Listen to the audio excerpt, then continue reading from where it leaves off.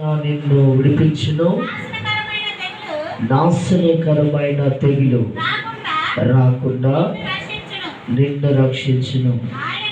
ఆయన తన రెక్కలతో నిన్ను కప్పును, ఆయన రెక్కల కింద నీకు ఆశ్రయము కలుగును. ఆయన సత్యము కేడమును డాలునై ఉన్నది. దేవునికి స్తోత్రం. హల్లెలూయా. ఇప్పుడు మనం చదవబడిన లేఖన భాగాన్ని బాగా మనము గమనించినట్లయితే, ఈ అంచెల కాలంలో నిన్ను నన్ను మనందరినీ విడిపించేది దేవుడే. రోగము నుండి, బాధ నుండి, వ్యాధి నుండి, ప్రతి అప్పు నుండి, ప్రతి సమస్య నుండి మనందరినీ విడిపించేది దేవుడే. కాబట్టి ఆయన విడిపించడానికి సిద్ధంగా ఉన్నాడు. విడిపించబడటానికి మనం సిద్ధంగా ఉండాలి. ఆయన విడిపించడానికి సిద్ధంగా ఉన్నాడు. మనము విడిపించబడటానికి సిద్ధంగా ఉండాలి. మనం విడిపించబడాలి అంటే దేవుడి కాడికి రావాలి. దేవుడి కాడికి వచ్చి మనం ప్రార్థన చేయాలి. ఖచ్చితంగా వెటకాని ఊరిలో నుండి ఆయన నిన్ను నన్ను మనందరినీ విడిపిస్తాడు. దేవుడు ప్రతి సమస్య నుంచి మనకి ఎప్పుడో విడుదల ఇవ్వాలనుకున్నాడు. ఎన్నోసార్లు విడుదల ఇవ్వాలనుకున్నాడు. కానీ చాలా మంది విడుదల కోరట్లేదు. చాలా మంది విడుదల కోరక దేవుడి గారికి రాలేకపోతున్నారు. దేవుడి గారికి వచ్చి విడుదల పొందిన వాళ్ళు ఎవరు లేరు. సంపూర్ణంగా విడుదల పొందిన వాళ్ళు ఉన్నారు. దేవుడి కాడికి వస్తేనే మనం విడుదల పొందగలం. సంపూర్ణంగా ప్రతి దాంట్లో కూడా మనం విడుదల పొందాలి అంటే ఖచ్చితంగా ఆయన రెక్కల చాటుకు మనము చెప్పాలి. ఆయన రెక్కల చాటుకు మనము రావాలి. నాశనకరమైన గుంట తెగులు ఏంటంటే, నాశనకరమైన తెగులు రాకుండా నిన్ను ఆయన రక్షిస్తారు. ఈరోజు చాలా మంది బయటగాని ఊళ్ళో చిక్కుతున్నారు. చాలా మంది చాలా విషయాల్లో సాతాను పట్టుకుంటున్నాడు. గమనించట్లేదు చాలా మంది. ఏది లోక సంబంధమైందో, ఏది పర సంబంధమైందో, ఏది దేవుడికి సంబంధించిందో, ఏది దేవుడికి సంబంధించిందో ఎవ్వరు కూడా ఆలోచించట్లేదు. గుడ్డిగా వెళ్ళిపోతున్నారు. ఇహలోకమందు ఉన్న దేవత ప్రతి మనుష్యుల నేత్రాన్ని ఏం చేసిందంట? మూసేసింది. కాబట్టి పర సంబంధమైంది ఏదో, ఎలుక సంబంధమైంది ఏదో కనుక్కోలేకపోతున్నారు. కాబట్టి దయచేసి వేటకాని ఊరి నుండి దేవుడు నిన్ను విడిపించడానికి సిద్ధంగా ఉండాలి. అయితే మనం విడుదల పొందడానికి సిద్ధంగా ఉండాలి. విడుదల పొందాలి అంటే ఖచ్చితంగా మనం ప్రభువుని ఆరాధించాలి. విడుదల పొందాలి అంటే దేవుడి కాడికి రావాలి. విడుదల పొందాలి అంటే ప్రార్థన చేయాలి. విడుదల పొందాలంటే క్రమం తప్పకుండా ప్రభువుని ఆరాధించాలి. ఈరోజు విడుదల పొందాలి అంటే ఖచ్చితంగా మనం ఎవరి కాడికి రావాలంటే యేసయ్య కాడికి రావాలి. విడుదల పొందాలంటే ప్రార్థన చేయాలి. ప్రార్థన చేయకుండా విడుదల ఎలా పొందుతాం చెప్పండి. ఏదైనా బాగలేకపోతే మందిరానికి వస్తాం, సావుకులు గుర్తొస్తారు, ప్రార్థన చేయించుకుంటారు. ఎందుకు? సావుకులు ప్రార్థన చేస్తే విడుదల కలిగిద్ది అని. మరి విశ్వాసం ప్రార్థన చేస్తే విడుదల కలిగినా చెప్పాలి. విడుదల కలిగిద్దా లేదా? ఆ విశ్వాసం లేని వాళ్ళు సావుకుడు దాకా వస్తారు. సావుకుడు ప్రార్థన చేయాలి, అది ఖచ్చితం జరగాల్సిందే. కానీ నువ్వు కూడా ప్రార్థన చేయాలి. అవునా?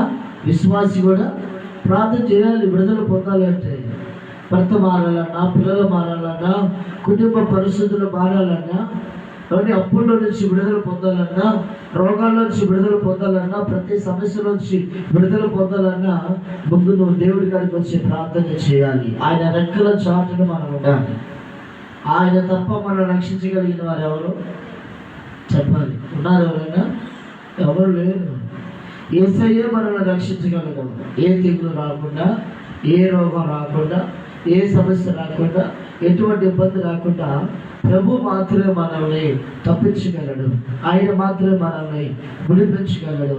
అయితే ఆయన తన రెక్కల కింద మనల్ని ఏం చేస్తాడంట? కప్పుతాడంట. ఏమి రాకుండా చెప్పాలి. కరోనా టైంలో అందరికీ వచ్చింది కరోనా. కృష్ణ పాలనకి రాలేదు. కృష్ణ పాలన ఉన్న వారికి ఎవరికి రాలేదు. కారణం ఏంటి? దేవుడు తన రెక్కలతో కృష్ణపాలెంలో ఉన్న ప్రతి వ్యక్తిని కప్పాడు. దేవుడు పక్కనున్న నిమ్మ తోటకు వచ్చింది, పనస తోటకు వచ్చింది, బావపేటలో ఉన్న వారికి వచ్చింది, ప్రతి ఒక్కరికి వచ్చింది.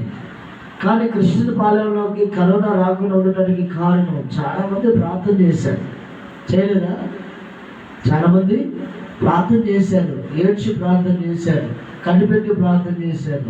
తెగులు రాకూడదు ప్రభువా, స్లమ్ ఏరియా అందరూ కలిసి ఉంటారు, తెగులు రావడానికి వీలేదని చెప్పి ప్రార్థన చేశారు. ఆ తెగులు నుంచి దేవుడు మాత్రమే విడిపించగలడు. నాశనకరమైన తెగులు అంటే రోగమే. నాశనకరమైన తెగులు అంటే రోగమే. రోగం వచ్చిందనుకో ఉన్న ఆస్తి మొత్తం నాశనం, ఉన్న డబ్బంతా నాశనం, ఏముండదు, నాశనం తప్ప.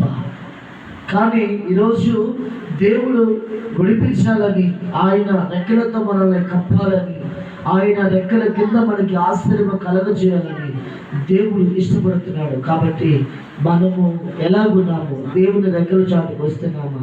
దేవుడి రెక్కల కిందకి వస్తున్నామా? దేవుడి రెక్కల కిందకి వస్తే సంపూర్ణమైన ఆశీర్వాదం. ఎటువంటి తెగులు రావడానికి అవకాశాలు లేవు. ఖచ్చితంగా దేవుడు అద్భుతం చేస్తాడు. దేవుని స్తోత్రం.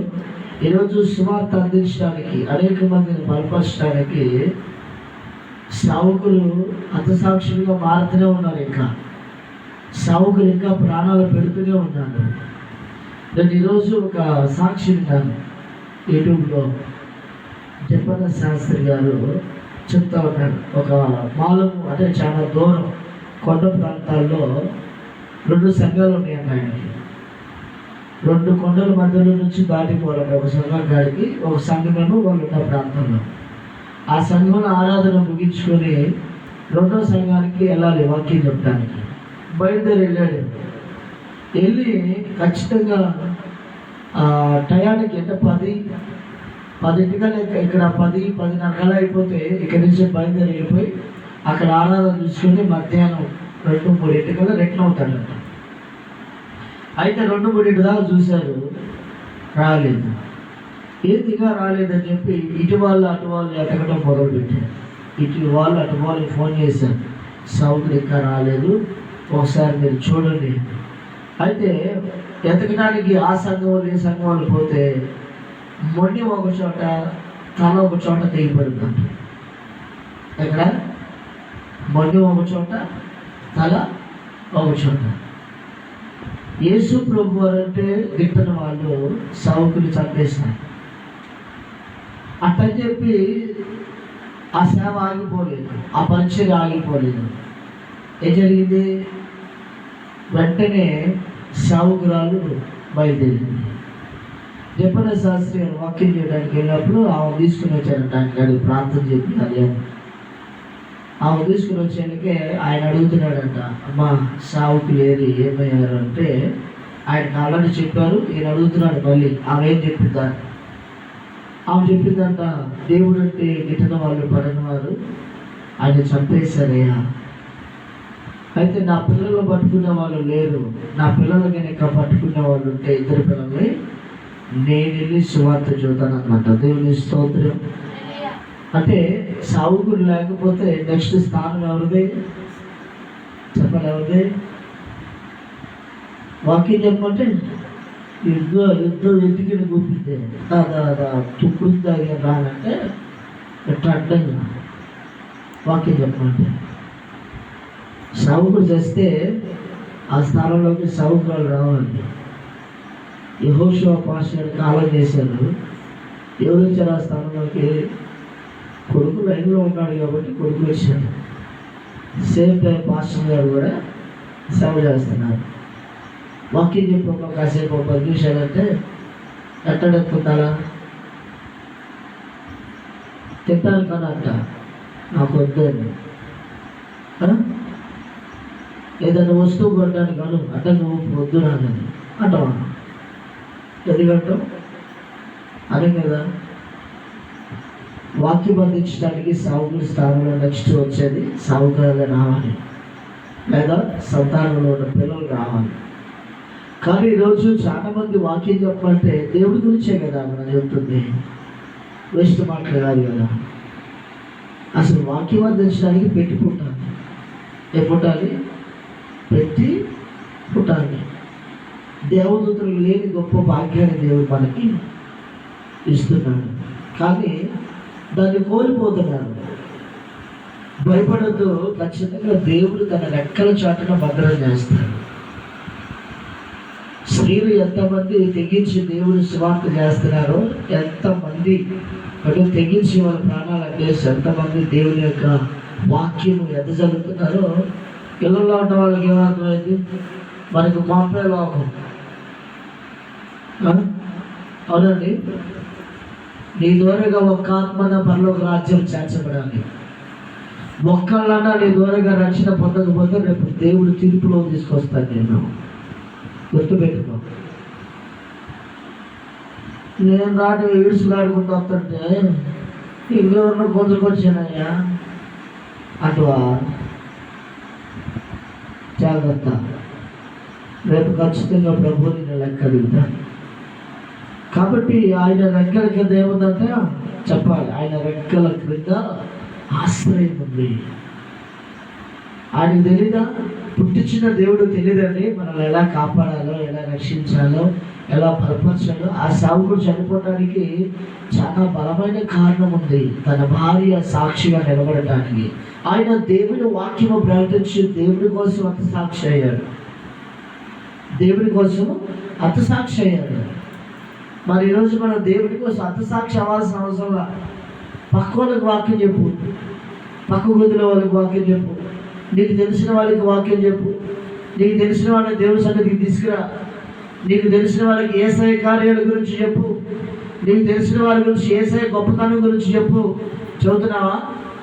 చదువుతున్నావా? ఏం చదువుతావు? చెప్పాలి, ఏం చదువుతున్నావు? ఎలా ఆదివారమేగా చెప్పాలి. మరి కాసేపు అయితే గేమతులే ఒక 30 నిమిషాలు. ఆ తర్వాత కంచం బరువు పొట్టకి, పొట్ట బరువు మాంసాన్ని. దేవుని స్తోత్రం. దయచేసి దేవుని రాకడ సమీపంలో ఉంది. విడుదల పొందాలంటే నువ్వు బయలుదేరాలి. విడుదల పొందాలంటే అనేక మంది నువ్వు జోక్యం చేసుకోవాలి. నీకెవరు చెప్పరు, నిన్నెవరు పిలవరు, నువ్వు జోక్యం చేసుకోవాలి. జోక్యం చేసుకుని దేవుడి కోసం నువ్వు పనిచేయాలి.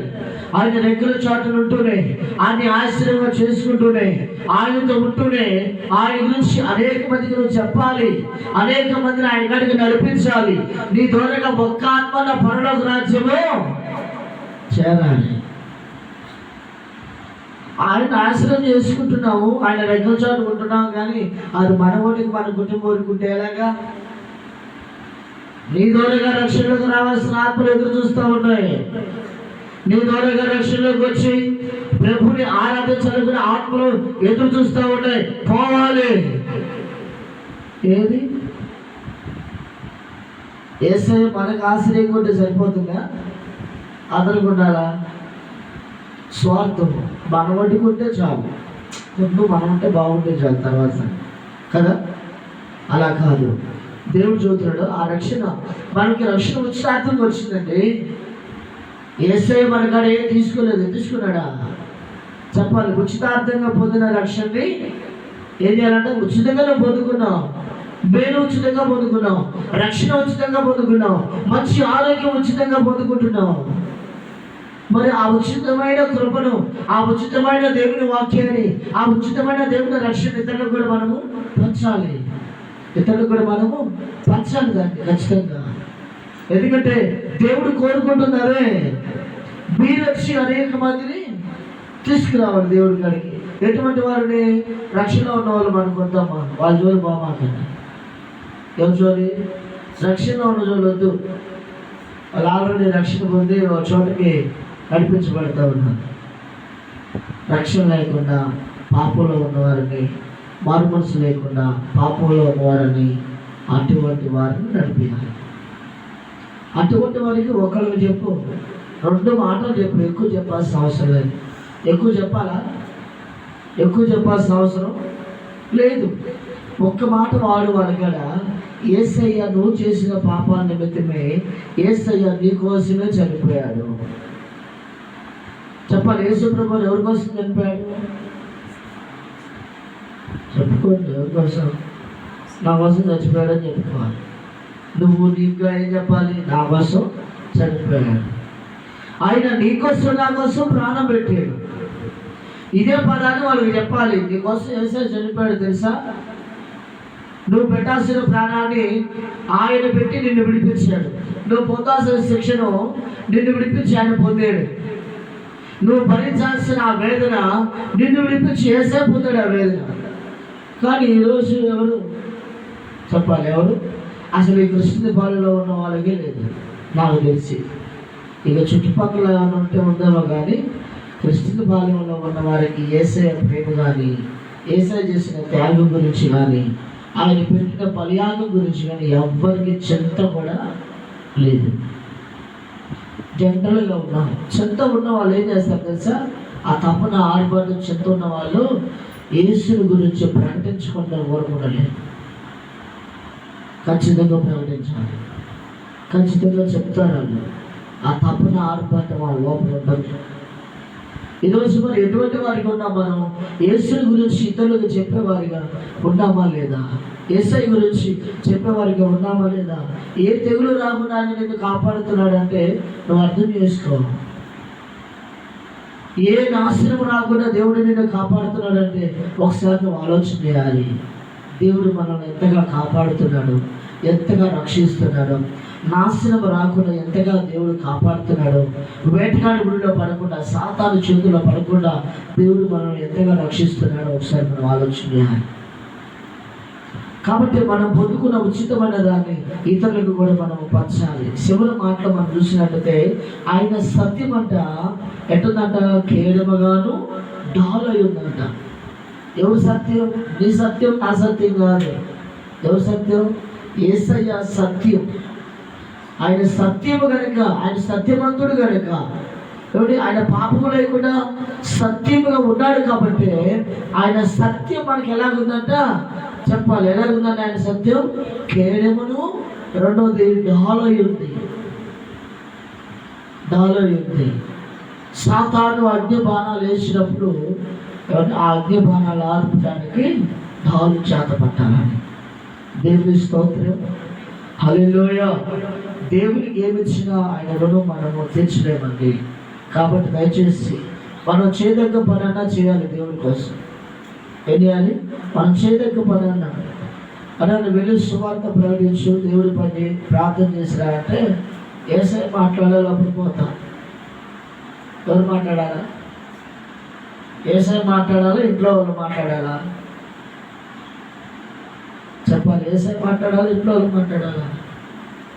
మనకెందుకు సేవ? మనకెందుకు ఈ వారం? ఏదో ఆదివారం వరకు ఆరాధనకు వచ్చి, శుక్రవారం ఆరాధనకు వచ్చి, శనివారం వచ్చి సాలే. మనకెందుకు ఆ వారం?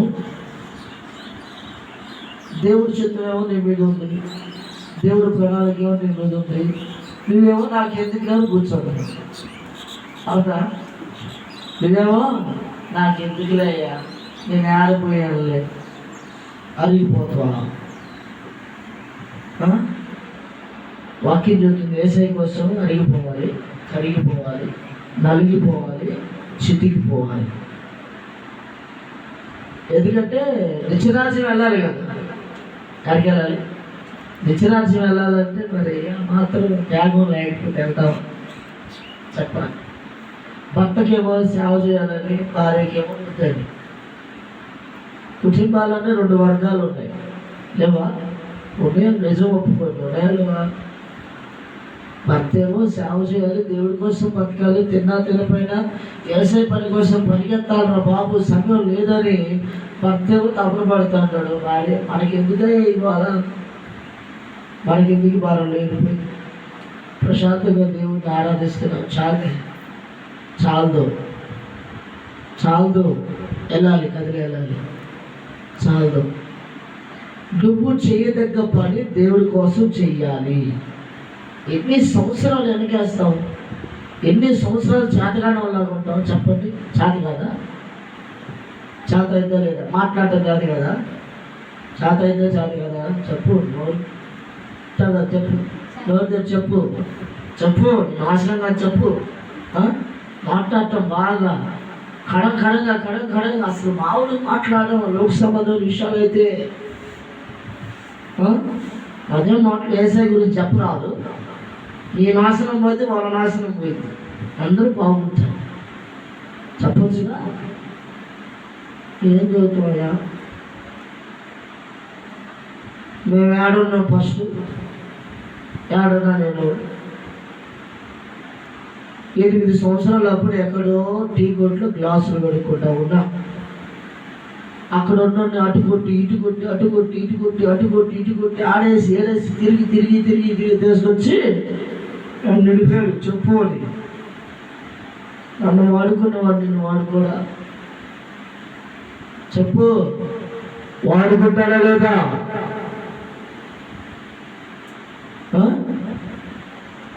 నన్ను నిలబెట్టిన నేను నిలబెట్టడా? నాతో ఉన్న దేవుడు నీతో ఉండడా? ఆయన స్వార్థపరుడా ఏంది? అనవసరం మీరు ఆయన మీద నిందేస్తున్నారు. మాకెందుకు లేదు అని మాకు నట్ట. మనం చేయాల్సిన పని దేవుడి కోసం చేయాలి. లోక సంబంధమైన మాట్లాడమని ఏసై చెప్పట్లేదు. బూతులు మాట్లాడమని, వ్యసనపడమని, అంటే రకరకాలుగా లోక సంబంధ విషయాలు వేయొద్దు నీకు. ఆయన వద్దంటున్నాడు. ఆయన కూడా బైబిల్ నువ్వు చదివిన దాన్ని ఇతరులకి చెప్పు, అంతే. నువ్వు చేయాల్సింది అదే. నువ్వు చదివిన దాన్ని బయట వాళ్ళకి చెప్పు, నువ్వు తెలుసుకున్న దాన్ని ఇతరులకు చెప్పు, నువ్వు పొందుకున్న దాన్ని ఇతరులకు చెప్పు. చూసిన వాటిని విన్న వాటిని చెప్పడానికి నేను వచ్చాను అన్నాడు. ఏంటిని? చూసిన వాటిని విన్న వాటిని. నువ్వు చెప్పదు మూగిదానువా? చెప్పాలి మూగిదాను, మూగుడుగా మూగిదాను కాదుగా. అబ్బా, ఈ ఎపిసోడ్ తర్వాత 2వ ఎపిసోడ్ భలే ఉంటుంది, దీని తర్వాత భలే ఉంటుందమ్మా. నేను చూసిన నువ్వు, నేను చూసా, మామూలుగా లేదు. ఏం జరిగింది చెప్పు, ఏం జరిగింది చెప్పు, ఏం జరిగింది? నీ నాశనం జరిగింది అక్కడ, ఏం జరిగింది దేవుడు దాకా. కానీ అవన్నీ ఏం వేసే మాట్లాడమంటలా, అవన్నీ ఏసై చెప్పట్లా. ఆయన ఏం చెప్పంటాడు? దేవుని వాక్యం చెప్పంటున్నాడు, అంతేనా?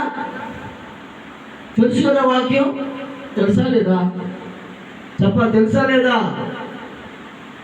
చాలా మంది ఈ వాక్యం కోసం ఎంతమంది ప్రాణం పెట్టారో, ఎంతమంది త్యాగం చేశారో, ఎన్ని కుటుంబాలు బలైనయో, ఎన్ని దేశాలు దీనికోసం కొట్టుపెట్లాడారో తెలుసా మీకు? ఎవరో ఒక అతను ప్రాణం భిక్షమైతే కానీ ఈ పరిశుద్ధ గ్రంథం మన చేద్దానికి రాలేదు. ఎవరో ఆయన విలియం కేరీ కుటుంబం మొత్తాన్ని కోల్పోయాడు. కుటుంబం మొత్తం సర్వనాశనమైంది. కుటుంబం మొత్తం కూడా కోల్పోయి ఒంటరిగా మిగిలినా కానీ దేవుని పనిని వదలలేదు ఆయన.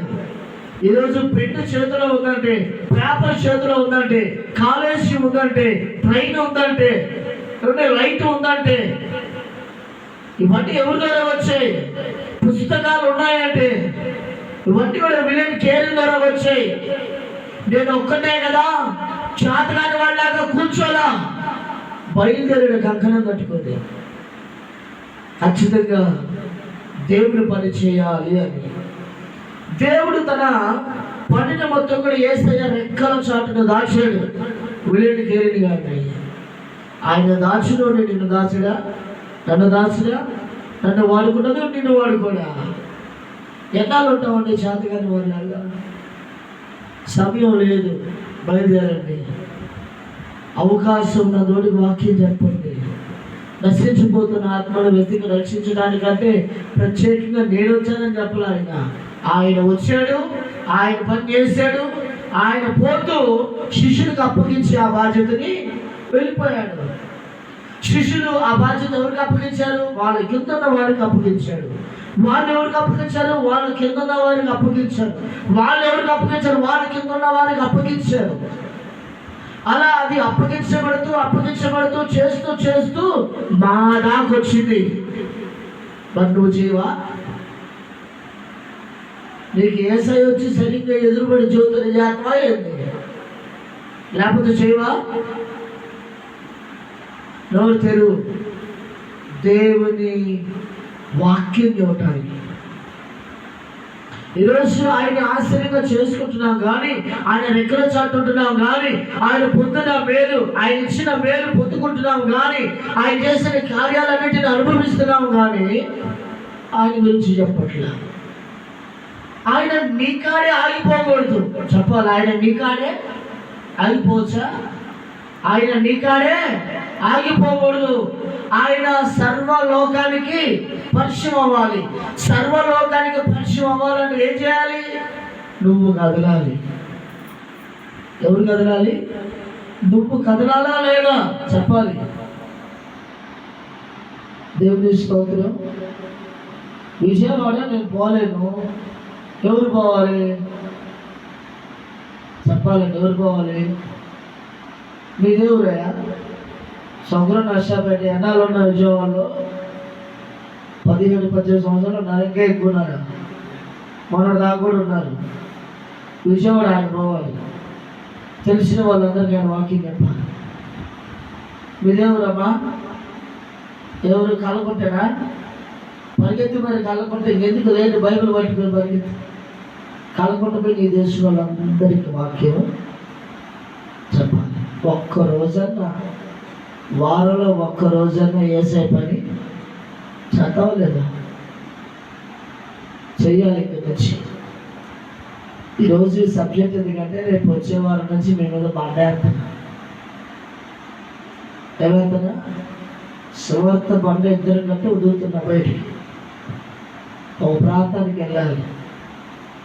ఆడకెళ్ళి ప్రార్థన చేసి వాళ్ళందరినీ పరామర్శించి వాళ్ళకి చెప్పాల్సినవన్నీ చెప్పి వస్తూ ఉండాలి. మీరు దేవుని స్తోత్రం.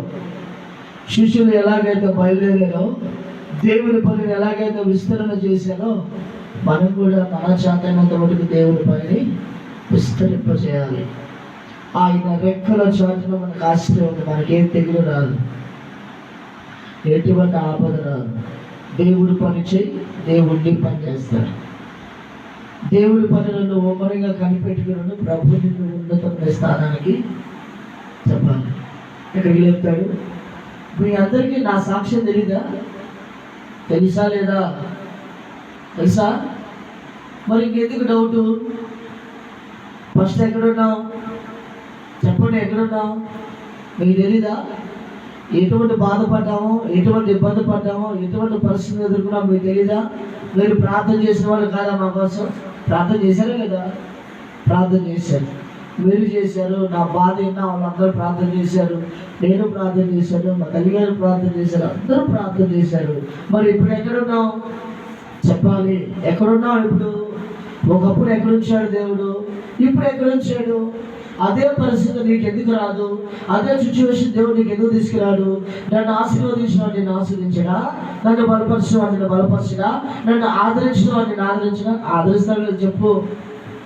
చెప్పాలి. ఖచ్చితంగా ఆదరిస్తాడు. ఆయన పని చేయటం ప్రాముఖ్యం. ఆయన పని ముందుకు జరగడం ప్రాముఖ్యం. ఖచ్చితంగా దేవుడు అద్భుతం చేస్తాడు. దైవ సావుకుడిగా దేవుని ఆత్మ కలిగి చెప్తున్నాను. ఆయన పనిలో యథార్థంగా ఎప్పుడైతే ఉంటామో ఖచ్చితంగా దేవుడు మనల్ని ఆస్వాదిస్తాడు. వృద్ధులు ఎందుకు పని చేయలేదు? చేయగలుగుతారు. వాళ్ళిద్దరికి, తండ్రి గారికి తల్లి గారికి ఒక 5-6 బాక్సులు ఇచ్చి, ఒక బళ్ళా పట్టించి, మీరే మొత్తం లాక్కర్ నీళ్ళు పెట్టి సేవ చేసినారంటే వాళ్ళు చేసే స్టేజ్ అని ఇప్పుడు చెప్పాలి. చేసే స్టేజ్ అయినా కాదు. ఎందుకంటే ఆ స్టేజ్ దాటిపోయింది. వయసులో చాలా పెద్దవారు. ఇప్పుడు వాళ్ళ పని ఏంటి? యెహోవా గురించి ఆలోచన చేయటం చెప్పాలి. యేసు గురించి ఆలోచన చేయటం, ఆయనకు ప్రార్థన చేయటం, ఆయన స్తుతించటం, ఆయన గురించి కలలు కనటం. వాళ్ళు చేసే పని అదే. ఇంకా ఎక్కడున్నా కానీ వాళ్ళందరూ వాళ్ళు ఎంతమంది అయితే రక్త సంబంధికులు ఉన్నారో వాళ్ళందరి కోసం ధ్యానం చేయటం మాత్రం వాళ్ళ పని. ఎందుకంటే వాళ్ళు చేసే పని ఒక ముద్ద మీద ప్రశాంతంగా కూర్చొని ప్రార్థన చేస్తారు. ఎందుకంటే వయసు అంతా అయిపోయింది కాబట్టి. మరి వయసులో ఉన్న మీరు చెప్పాలి. వయసులో ఉన్న మీరు ఏం చేస్తారు? మీరు అంతేనా? యేసు రక్తమే చేయవా? కాదు కదా. ఎవరి కాలమందు దేవుని పని చేయకపోతే తర్వాత మనం చేయాలన్నా చెప్పాలి, చేయాలన్నా చేయడం ఆశ ఉండదు, చేయాలని చేసే శక్తి మాత్రం ఉండదు. ఆయుష్ ఉండగానే, ఆరోగ్యం ఉండగానే, యవన బలం ఉండగానే దేవుని పని చేయాలి. చాలా మంది చచ్చిపోతున్నారు రక్షణ లేకుండా, నిజదేవుడు తెలియకుండా, యేసయ్య ఎవరో తెలియకుండా చనిపోయేవాళ్ళు ఉన్నారు. వాళ్ళ కోసం మనం కంకణం కట్టుకొని బయలుదేరాలి, వాళ్ళ కోసం పరిగెత్తాలి. యేసును గురించిన వార్త వాళ్ళకి తెలియాలి, రక్షణ గురించిన వార్త వాళ్ళకి తెలియాలి. వాళ్ళకి తెలియాలంటే మనం పరిగెత్తాలి. మనం పరిగెత్తాలంటే ఇక ఏమి చూసుకోకూడదు. అర్థమైందా? ఏం చూసుకోకూడదు? ఏం తిన్నా, తిండి ఎలా వచ్చింది, బట్టలు ఎలా వస్తాయి. ఇప్పుడు ఈ వ్యవహారం అంతా ఎక్కువ ఇళ్ళల్లో దేవుడు సేవ చేస్తే తిండో, సేవ చేయటం మంచిదయ్యా, తిండో వస్తావా? ఆకాశ పక్షులు చూడము, అవి విత్తవు, కోయవు, కొట్లలో కూర్చుకోవు, వాటిని పోషించిన దేవుడు మిమ్మల్ని పోషించడా? చెప్పాలి, పోషిస్తాడా లేదా? దేవుడు నిన్ను పోషించడం మొదలు పెడితే ఆపడం ఎవరుతారు? కాదు. లేపడం మొదలు పెడితే ఆపడం ఎవరుతారు? కాదు. మనం ఆరాధించే దేవుడికి ఒక పేరు ఉంది. ఏం పేరు అది? నోరుంది. ఏ పేరు? ఏ పేరు? ఆశ్చర్య కరుడు. ఉన్నది లేనట్టు చేయగలడు, లేనిది ఉన్నట్టు చేయగలడు.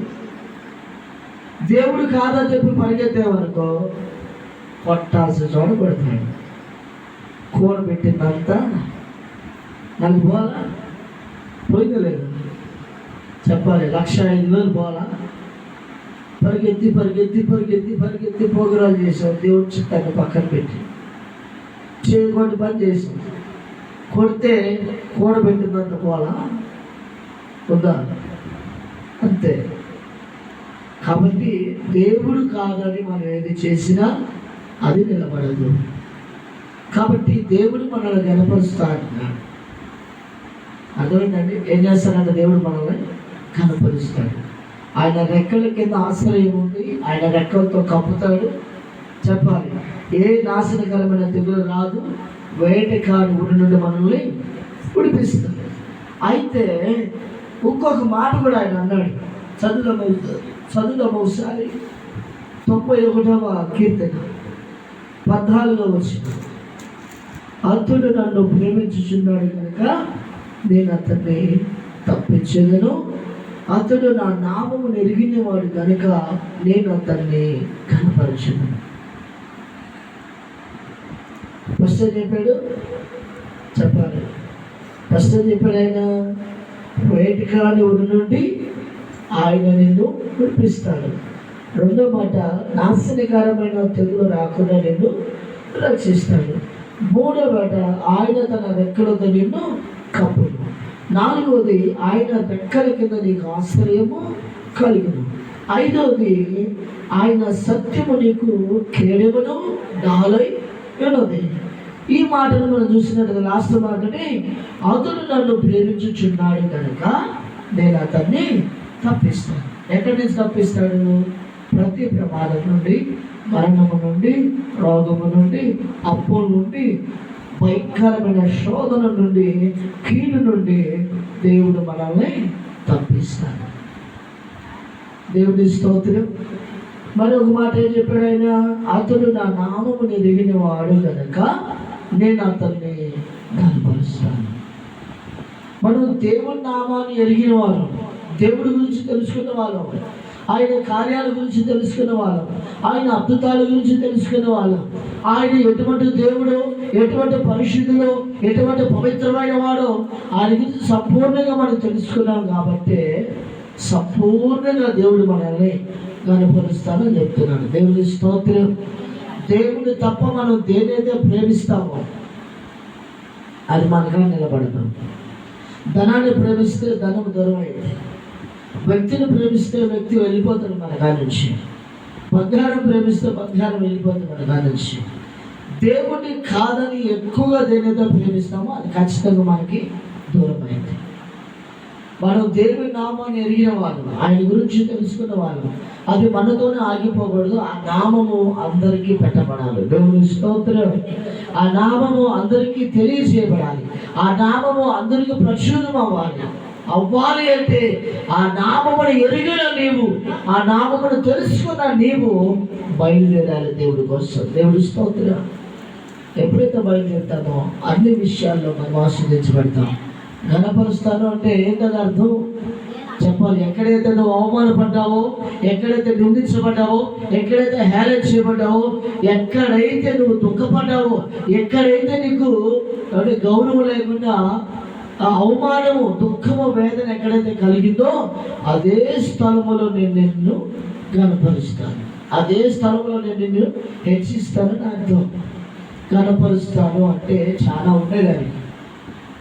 ఎక్కడైతే మనం కోల్పోయామో, ఎక్కడైతే సాక్ష్యాన్ని కోల్పోయామో, ఎక్కడైతే అవమానించబడ్డామో అదే స్థలంలో దేవుడు మనల్ని పైకి లేపుతాడు. ఈరోజు మనల్ని అన్నోళ్ళు లేరా? మీకేమో లేదు అన్నోళ్ళు లేరా? మీరు చెప్పండి. ఎవరన్నా కానీ మిమ్మల్ని ఆ మాట అంటే నాతో యేసయ్య ఉన్నాడని చెప్పండి. నాతో యేసయ్య ఉన్నాడు, ఆయన రక్షణ నాకుంది, నేను చనిపోయానంటే నిత్య రాజ్యానికి వెళ్తాను. నువ్వు వెళ్తావా? చెప్పాలి. నాకుందా నిరీక్షణ. చనిపోతే నేను యేసయ్య గారికి వెళ్తానని నిరీక్షణ నాకుంది. నీకుందా? యేసయ్య నీకున్నాడా? నాకైతే ఉన్నాడు సంపూర్ణంగా అని మనం చెప్పాలి. దేవుడి స్తోత్రం.